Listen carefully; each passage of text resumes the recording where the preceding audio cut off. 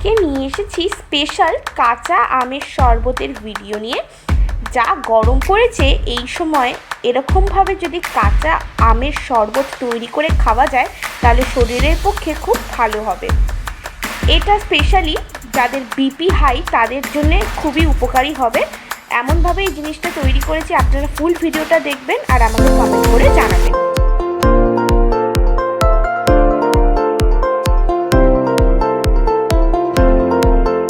কাঁচা আমের শরবত তৈরি করবার জন্য সবার প্রথমে আমি নিয়ে নিয়েছি কাঁচা আম।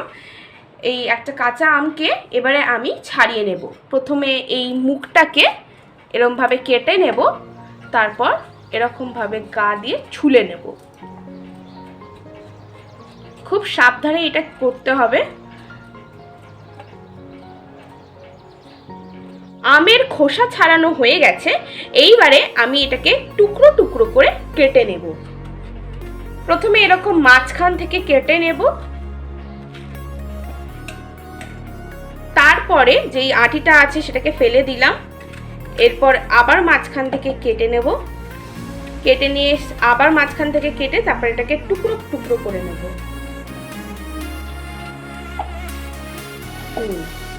ঠিক এরকম ভাবে করতে হবে।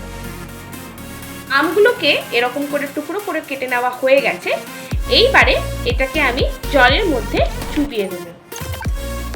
এটাকে এবার আমি ভালো করে একদম ধুয়ে নেব। আমটাকে ভালো করে ওয়াশ করা হয়ে গেছে। এবারে একটা মিক্সিং জারের মধ্যে আমি আম টুকরোগুলো দিয়ে দিলাম। আমের টুকরোগুলো দিয়ে দেওয়ার পর এর মধ্যে অ্যাড করে দিচ্ছি চিনি। চিনিটা আপনাদের নিজেদের স্বাদ অনুযায়ী ব্যবহার করবেন। এইবারে এটার একটা মিহি পেস্ট তৈরি করে নেব। হয়ে গেছে, এবারে এটাকে খুলে দেখিয়ে দিই আপনাদের। দেখুন খুব সুন্দর একটা পেস্ট তৈরি হয়েছে। এই পেস্টটা কিন্তু আমি একদম অল্প একটু জল দিয়ে তারপরে করেছি। এবারে আপনাদের সাথে একটা আমি টিপস শেয়ার করছি। যাদের ব্লাড প্রেশার হাই তাদের জন্য এই টিপসটা।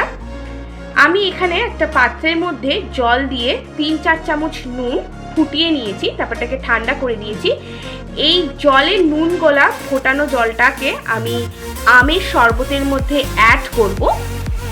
এটা খুবই হেল্পফুল হবে যাদের ব্লাড প্রেশার হাই তাদের জন্য এটা বেসিক্যালি, কারণ কাঁচা নুন তো খাওয়া পসিবল না আর এটা ক্ষতিকারক, তাই এটা এরকমভাবে করে দেবে, তাহলে এটা খেতেও টেস্টি হবে আর কোনো ক্ষতিও হবে না।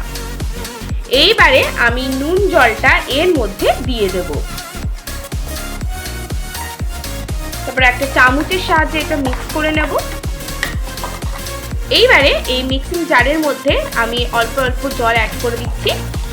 জলটা এই কারণেই অ্যাড করছি, যদি টক ভাব থাকে তাই এই টক ভাবটা কেটে যাবে। এবারে একটা জগের মধ্যে আমি এটাকে ট্রান্সফার করে দিচ্ছি। এবারে আমি এর মধ্যে অ্যাড করে দিচ্ছি জলজিরা। এটা সব দোকানেই পাওয়া যায়, ইজিলি আপনারা এটা ব্যবহার করতে পারবেন। এই যে দিয়ে দিচ্ছি, সবটাই আমি এর মধ্যে দিয়ে দিলাম। তারপর আবার আমি এর মধ্যে জল দিয়ে দিলাম, দিয়ে এটাকে এবারে ভালো করে মিক্স করে নেব। পুরো ঢালাঢুলি করে মিক্স করে নেব, তাহলে মিক্সিংটা ভালো করে হবে। তৈরি হয়ে গেছে আমাদের আজকের স্পেশাল কাঁচা আমের শরবত। এইটা আপনারা অবশ্যই বাড়িতে ট্রাই করবেন এবং আমাকে কমেন্ট বক্সে কমেন্ট করে জানাবেন কেমন লাগলো। ভালো থাকবেন, সুস্থ থাকবেন। আমি আবার নতুন নতুন রেসিপিস এবং ফুড ব্লগ ভিডিওস নিয়ে হাজির হয়ে যাব। ধন্যবাদ।